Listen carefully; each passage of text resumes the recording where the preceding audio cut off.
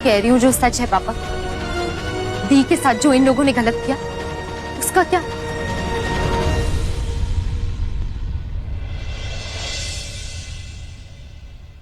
और आज जो ये लोग इतनी बड़ी बड़ी बातें कर रहे हैं, दी के साथ जब इतना सब कुछ हुआ तो ये सब चुपचाप खड़े रहकर सहते रहे।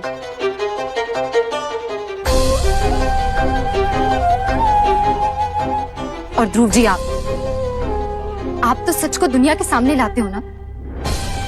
आपको तो सच और धोखे के बीच का फर्क बहुत अच्छे से पता है। आपके होते हुए भी दी के साथ इतना बड़ा धोखा हो गया और आप कुछ नहीं कर पाए।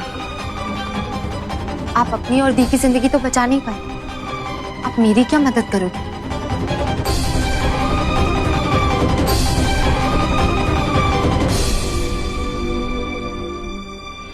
अदिति चुप कर। क्यों माँ?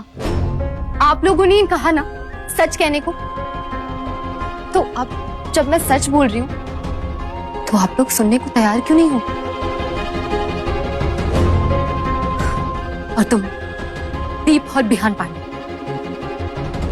जो दूसरों के साथ धोखा करके उनकी जिंदगी बर्बाद करता है, वो मेरी जिंदगी संवारने चला है। मेरी क्या मदद करोगे तुम? हाँ? चुप हो जा अदिति। दूसरों पर इल्जाम लगाने से पहले अपनी तरफ देखें। ऐसी कौन सी गलती कर दी मैंने पापा? आप लोग मेरी मर्जी के खिलाफ जाकर एक अनजान लड़के से मेरा रिश्ता तय करना चाहते थे, और मैंने आप लोगों की मर्जी के खिलाफ जाकर रिश्ता तय कर दिया दिवाकर से। तो ऐसा कौन सा बड़ा पहाड़ टूट गया?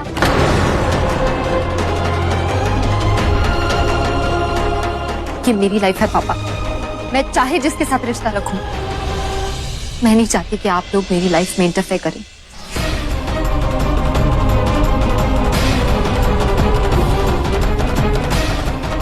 और स्पेशली आप लोग।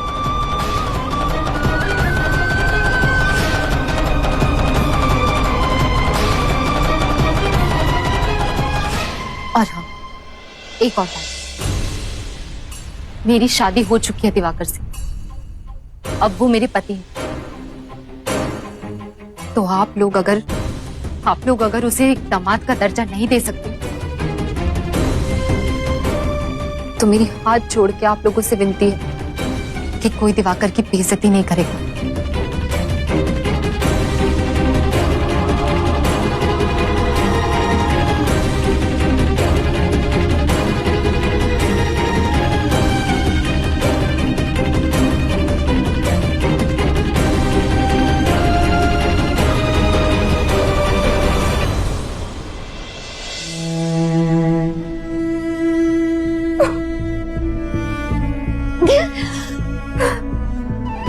सॉरी दी, मैं आप लोगों को सच नहीं बता पाई, क्योंकि अगर मैं आपको सच बता देती ना तो जो दिवाकर करता वो बहुत बुरा होता। मेरी तो जिंदगी बर्बाद हो चुकी है, पर मैं आप लोगों के साथ कभी कुछ बुरा नहीं होने दूंगी। I promise। अरे भाई कहाँ मर गए सबके सब? आएगा कोई इस दामाद की खातिरदारी करने? आज शरबत मिलेगा या कल आऊं? हाँ हाँ, आ रहे हैं। करेंगे ना सेवा, काहे नहीं करेंगे। और ऐसी सेवा करेंगे कि जिंदगी भर तुम ना याद रखोगे। वैसे तुमको मानना पड़ेगा, हाँ, सिद्धि भर के हो नहीं और इतना बड़ा हाथ मारा है, अदिति को पटाया। बड़की वो कहावत क्या है, लंगूर के हाथ में अंगूर। हाँ चुटकी, ये तो वही बात हो गई। मंकी के हैंड्स में ना ग्रेप्स आ गया, और वो भी ऑसम वाला। अच्छा लीजिए ना शरबत, लीजिए जूस लीजिए। अरे यार, तुम तो शक्ल से गांव वाली लगती हो, गांव वाली।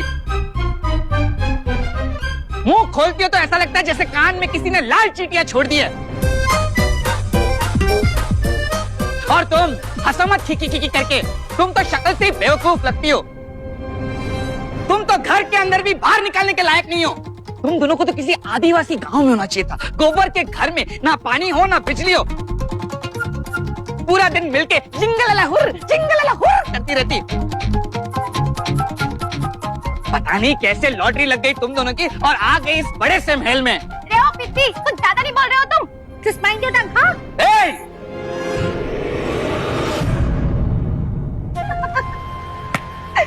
लगी मोहतरमाओं को मिर्ची लगी,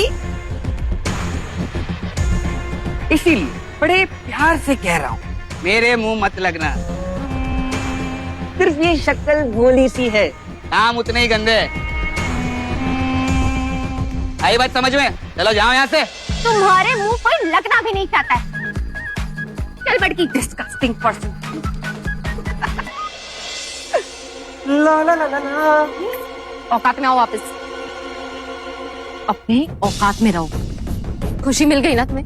कर दी मेरी घर वालों की बेइज्जती, ठंडक मिल गई तुम्हारे दिल को। अब ये तमाशा बंद करो और चलो यहाँ से। इतनी जल्दी भी क्या है? मुझे एक बात बताओ मेरी प्यारी धर्म पत्नी, कहीं तुमने सच अपने घर वालों को